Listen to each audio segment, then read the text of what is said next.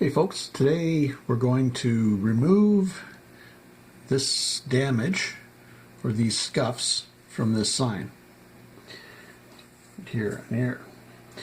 Now there's scuffs that have been put on by rubbing against some other metal or something like that, basically paint reaction or paint transfer, and what we're going to try to do is minimize it. Won't entirely remove it. There are some physical scratches, but we're going to try to lighten the dark marks. So as you can see, there's other ones on there as well. We'll try to get rid of. So what we're going to use is trusty Silvo. You can use Brasso as well.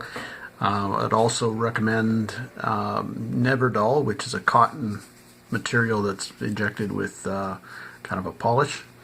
That may work as well. So I've got my trusty Silvo and mix it up good. You need the polish portion mixed up with the fluid.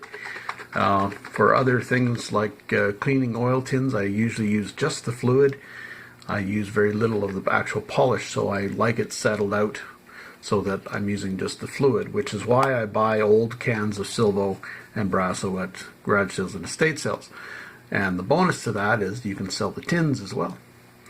Anyway, so we'll mix up this and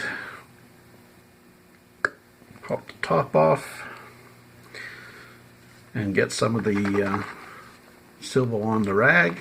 Use a soft rag. Something cotton usually is best, and we shall polish away the mark.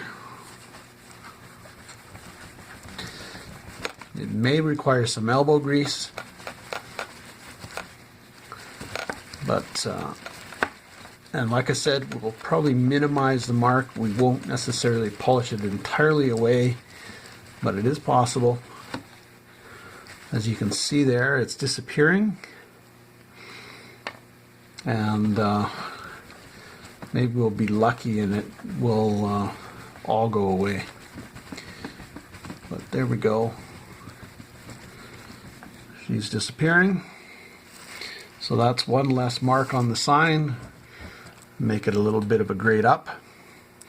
There's this mark up here. I don't know if you can see it there. See if we can get rid of it. When you're crossing over on the color, you're going to have to watch to see if you're removing any of the color as well. On a sign like this, it's not tin litho, it's just screen painted.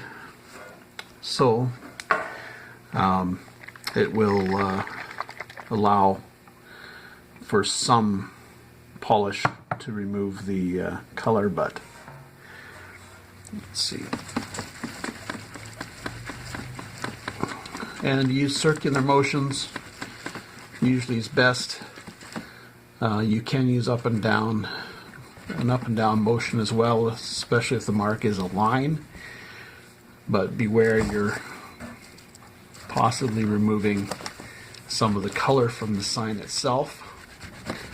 So you'll be going down to a separate layer. As you can see, the whole thing's lightening there.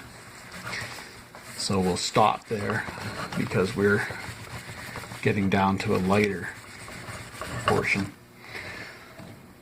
unfortunately. But that happens when the scratch is deeper. So, and we have this one to go. What I'm going to do is remove this one off of camera and just polish it. And again, I've got to be careful to avoid polishing over the brown, because you will start removing the brown if you polish it too much. You could polish the whole sign, and if it was dull, for example, but you end up risking causing the colors to kind of run a little bit, so be careful of that. But I'll remove this off camera and then show you in a moment. So this is the result. There are lighter areas. As you can see, the sign itself is streaked.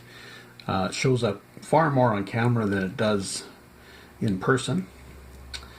That's due to light exposure. It's been the varnish that's over top of it has been yellowed. Probably was a light yellow or a white initially, but that's just how it turned out. So the areas that I did go through the varnish a bit, where the scratches were, blend in fine. So it looks all right, but far better than it did with all the dark scratches on it. So anyway, that was just to show you an example of how to remove the marks. You have to be very careful not to go through the top layer, of course. Or if you're going through the top layer, you might have to polish the whole sign, so you can end up getting right down to the white.